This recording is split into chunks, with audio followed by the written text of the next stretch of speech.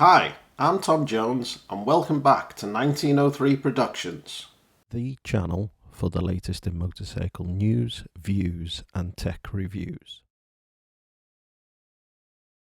So today Harley-Davidson have released their 2022 models with a little teaser about further, faster. Well, what do they mean, further, faster? Well, let's cut straight to the chase and skip out all the HD introductions. Basically, they've got a new range of ST motorcycles. So we have the Road Glide ST, the Street Glide ST, and the Low Rider ST. So let's take a look at these motorcycles.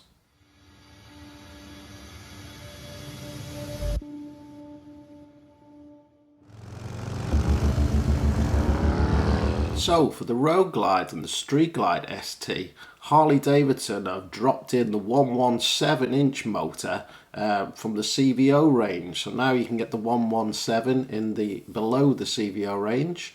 They've also tried to increase the lean angle availability on the ST range. So they've actually raised up the rear of the motorcycle. They talk about an Öhlins set of shocks on the rear, but it's not clear to me whether that's on the standard ST model or that's on a potential aftermarket accessory, as well as an interesting engine accessory that you can just drop in the 131 Stage 4 upgrade along with a mated tuned exhaust system if you want to go really powerful. But they've been looking at sort of what the latest trend is, and it's not all about dropping it low, stretching it out. People actually want performance from their motorcycles. I do like to go around the corners is a little bit quicker than others. And when I had the Street Glides, I was scraping my stretch bags. I was scraping all my header pipes on the exhaust. People, put the floorboards down. So when Harley-Davidson entered the King of the Baggers, they had to look at, well, how do we actually make our motorcycles quicker? You were never going to win a race by dropping in your biggest, most powerful motor. That's not going to get you from point A to point B quickly. They needed lean angle. So they looked at raising the motorcycles up so they could be actually ridden like a proper race bike. And that's now fed back into this ST range. So people who love their baggers want that touring capacity. Initially in solo form, they come with a solo seat. The double seat is optional extras, but that will enable them to do a little bit more canyon carving, as they call it in America. Just standard corners for us in the UK.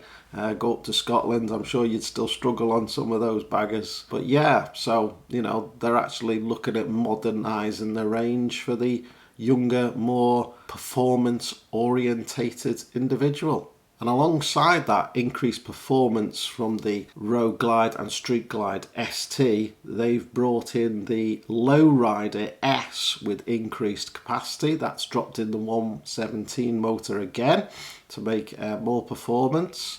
But there's also the Low Rider ST, this being sort of a lighter, more nimble bagger for those that want even more performance. Again, they've raised just the rear of the motorcycle to give it more ground clearance and therefore more lean angle. Well, now the Low Rider ST will give you even more capability in the canyons and that increased performance as well if you like to rip your back tyre apart giving it loads of throttle. So as well as increasing the rear suspension, they've also raised the rear bags. You'll notice the similarity. They are the same bags that are on the Sport Glide, but they've actually raised them up 2 inches as well. They've complemented the raised look of the motorcycle by actually raising the rear bags. Now there is an accessory audio system for the Low Rider ST, which is designed to give plenty of volume for those that may ride with a full face helmet. So it'll be interesting to see the price of that accessory as it becomes available. And right at the end of the HD Further Faster, There was glimpses of new models that could be coming in later in 2022. Will we even have the Bronx coming in that was canned a couple of years ago? Or are we getting further Sportster models?